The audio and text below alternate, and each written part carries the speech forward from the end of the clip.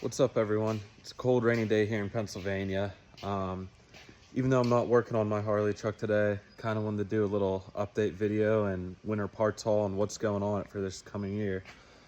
Right now it's still all tore down, cabs unbolted and whatnot. We've been rolling it over when needed, picking up the cab, lifting it on and off, But let me go over some of the parts I picked up this winter, some of the issues I had last season with the truck, and what we're aiming for this coming season.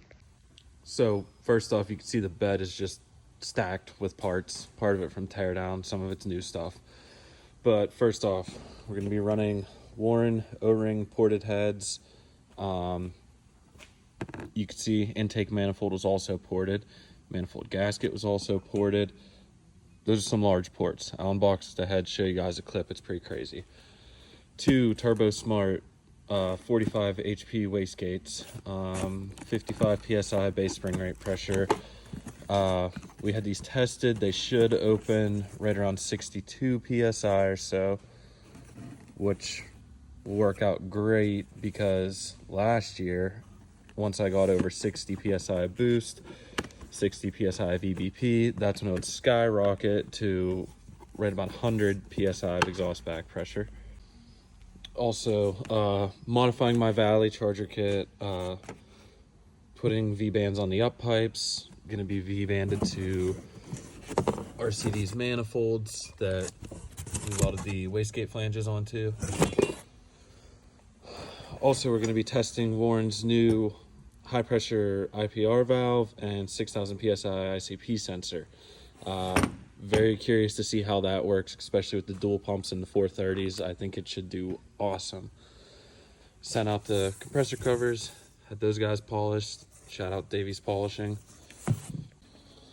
So last year I ran around with factory radius arms all year, mostly because I knew I wasn't going to be racing it. It was just test the setup, work out the bugs, go from there. Added a 4-link this year, matching PMF traction bars on it. Suspension wise, not much is going to change. We're just going to go through the axles and put a tree track in the rear. I got to fix something that broke in the front and go from there. So real quick, I'm going to move some stuff around so I can show you guys these ported heads. But to address the issues I had last year, the main one was exhaust back pressure. Running the compound setup that I'm running, the Valley charger is kind of tight, especially on the back half being 8390 housing. I love the way it spools, I love the drivability of it, but pushing it where I was with 430 injectors wasn't exactly ideal.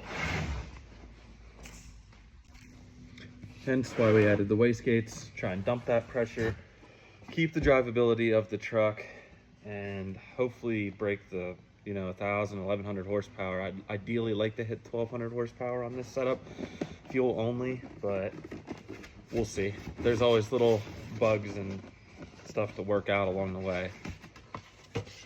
So let me get you guys turned around and see these heads. So for guys that are used to looking at 6-liter heads, for one, you could see these intake ports are absolutely just massive. And it's absolutely wild that you could just see straight down in the ports and see the valves. So I'm hoping this was part of my restriction also, is trying to push that much CFM through a factory head. And that was also causing back pressure to spike, I think. The exhaust ports are pretty nasty too. I mean, that's just a lot of material out of there. Very curious to see how these things are actually going to do on a street application with compound turbos.